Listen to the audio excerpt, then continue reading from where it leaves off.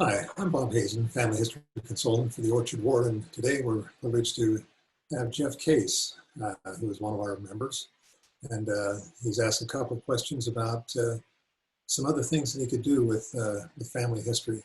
What is it, Jeff, that you'd like to know about today? I think it's interesting to kind of see the ordinances and stuff, but it's how to input like history, the actual stories of like my relatives, the stories that I've been told verbally that I want to confirm, but then how to log these into my family search. Excellent. That's great. I think that some people think that family history is nothing more than genealogy. They think back about the microfiche and they think about all the difficult things in the research and dusty albums and so on and so forth. And family search is a lot more than that. It's really kind of fun. So let's take a look at your family search file. Uh, as we mentioned in our last session, you've given me permission to go ahead and give you some help. So we're going to go into, this time we're going to go into the memories section of Family Search and go to the gallery.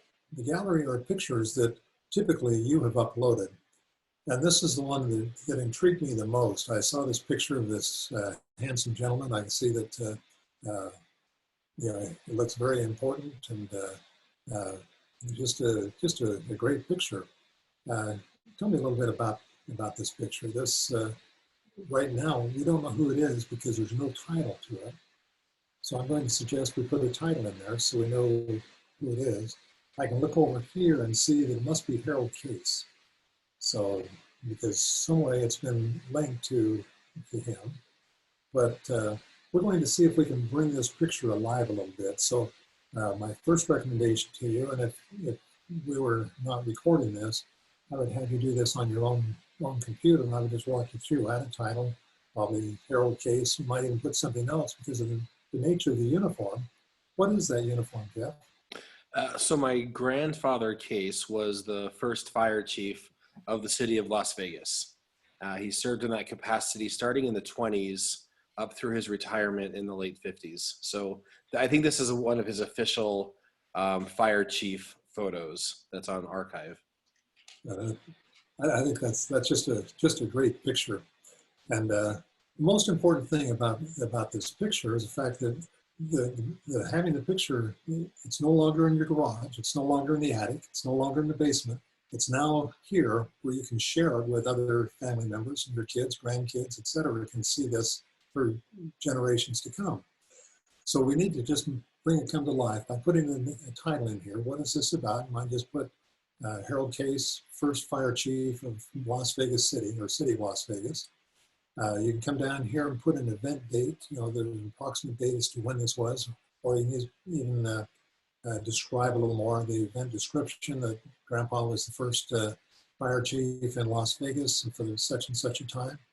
You can add a story down here and just add more information about this so that you put the picture on about a year ago, looks like. Just a little over a year ago, you uploaded the picture. Since then, there's another aspect that you can do. You can click on this record a memory. In this record a memory, you can go ahead and, from your voice, you can talk about a story about what you know about your grandpa. Sometimes that's hearing it from your voice, because as this picture that we talk about up here, and I did this on purpose with this bridge. This happens to be the prime bridge just outside of Twin Falls, Idaho. But you sit in a position right now. That's your grandpa. You got your grandpa, your father, and then you. And you've got your children, grandchildren, and great-grandchildren. You are the bridge between 5 generations.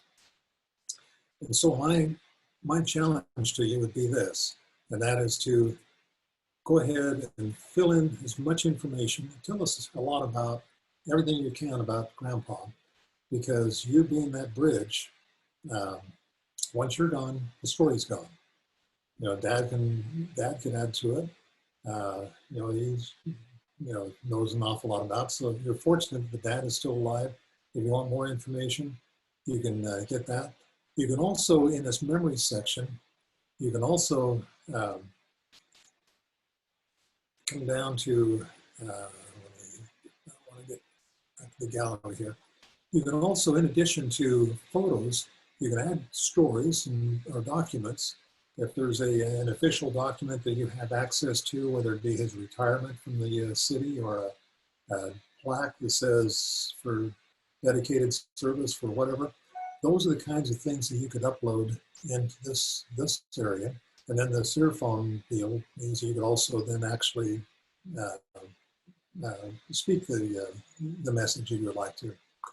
And for those that aren't aware, probably didn't know how you uploaded that picture.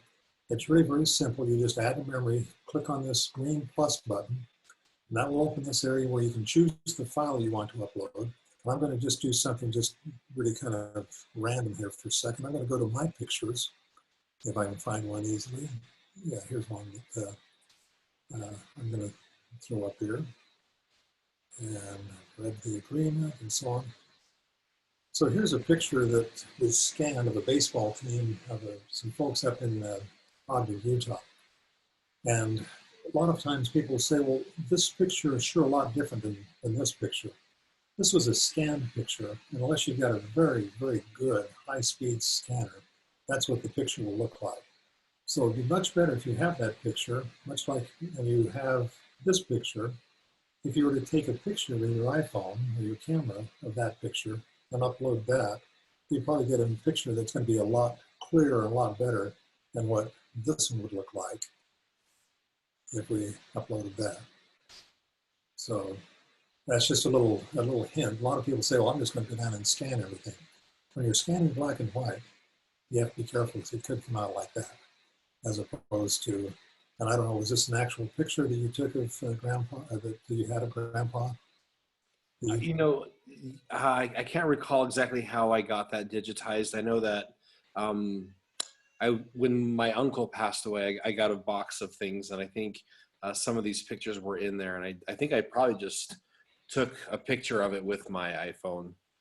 That's what I've done. I've hired some needy little grandkids that want to make some bucks, so I've hired them to take pictures for me of those boxes of pictures. So there again, most important thing, not only for you, Jeff, but also for all the members of the board. It's very easy to do, and the first couple of times you may need to want to call one of the family history consultants to come and give you a hand with how do you take those pictures, how do you get them uploaded, and so on. Once you've got it, somewhat under control, you're going to just well, be sure, when we get back and going to church, be sure to come to church, because you're going to just be so addicted to doing things in family history that you may be tempted to stay home. We don't want you to do that. We still want you to come to church. So in any event, Jeff, thank you very much for your time today, and thanks for your efforts and your willingness to let us share some of your family story. And I'll give you a challenge to get more pictures like Grandpa's. That's a great picture. I loved it. Yeah, thanks, Bob. It's good to see you again. All right. Thanks very much, Jeff. Bye-bye now. Bye.